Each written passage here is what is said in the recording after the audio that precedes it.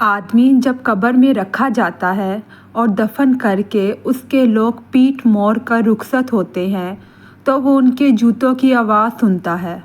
پھر 2 فرشتے آتے ہیں، اسے بٹھاتے ہیں اور پوچھتے ہیں کہ اس شخص محمد صلی اللہ علیہ وآلہ وسلم کے متعلق تمہارا کیا اعتقاد ہے؟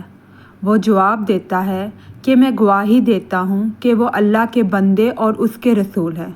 اس جواب پر اس سے کہا جاتا ہے کہ یہ دیکھ جہنم کا اپنا ایک ٹھکانہ، لیکن اللہ تعالیٰ نے جنت میں تیرے لیے ایک مکان اس کے بدلے میں بنا دیا ہے۔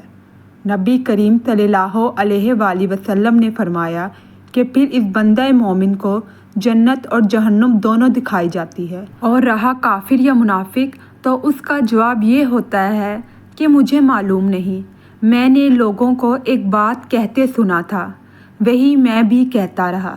پھر اس سے کہا جاتا ہے کہ نہ تو نے کچھ سمجھا اور نہ اچھے لوگوں کی پیروی کی۔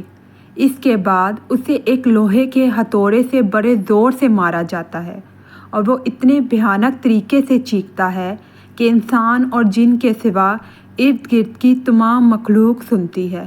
اگر آپ کو ویڈیو اچھی لگی ہے اور روزانہ احادیث سننا چاہتے ہیں تو میرے چینل کو لائک کریں، شیئر کریں، سبسکرائب کریں، کمنٹ کریں۔ شکریہ۔